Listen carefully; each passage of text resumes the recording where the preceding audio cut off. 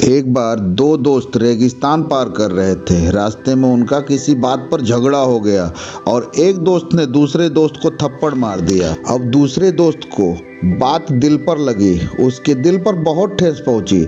उसने रेत पर लिखा एक लकड़ी से कि आज मेरे एक सच्चे दोस्त ने मुझे छोटी सी गलती पर थप्पड़ मार दिया। रेगिस्तान में वो दोनों एक दूसरे को छोड़ सकते नहीं, इसलिए उन्होंने सफ़र जारी रखा और सोचा मंजिल पर पहुंचने के बाद इस झगड़े को सुलझाया जाएगा। दोनों आपस में बिना बात किए साथ साथ चलते रहे। आगे उन्हें एक बड़ी झील मिली। उन्होंने इस झील में नहाकर तरोताज़ा होना चाहा, क्योंकि थकान के कारण अब आगे चलना कठिन था। उस झील में दूसरे किनारे एक बहुत बड़ा दलदल था। वह दोस्त जिसे चाटा मारा था उस झील में तैरते तैरते झील के दूसरे किनारे दलदल में जा फंसा और डूबने लगा। जब उसके दोस्त ने देखा, वह तुरंत उस तरफ तैर कर आया और अपने दोस्त को बड़ी मशक्कत के बाद बाहर निकाला।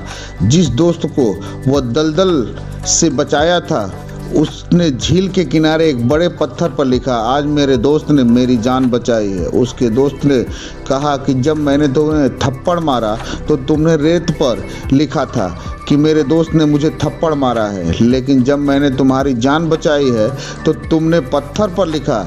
ऐसा क्यों? दूसरे दोस्त ने जवाब दिया कि जब हमें कोई दुख पहुंचाता है तो रेत पर लिखना चाहिए, जहां वक्त और माफ़ी की हवाएं उसे मिटा दे, लेकिन जब कोई हमारे साथ अच्छा काम करता है, अच्छा बर्ताव करता है, तो उसे हमें पत्थर पर लिख देना चाहिए, जहां चाह कर भी कोई मिटा ना पाए। और अंत में यही कहूँगा, जो अपना होता है वो हमसे ज़्यादा देर तक गुस्सा नहीं कर सकता, और जो मतलबी होता है वो हमसे दूर जाने का कोई ना कोई बहाना ढूंढने लगता है।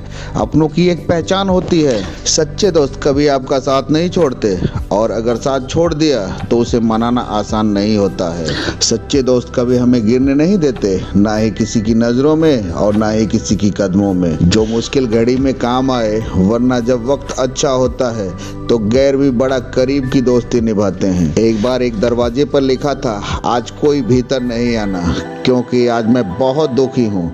पढ़े लिखे समझदार लोग तो वापस लौट गए, लेकिन भीतर वही गया जो सच्चा दोस्त था।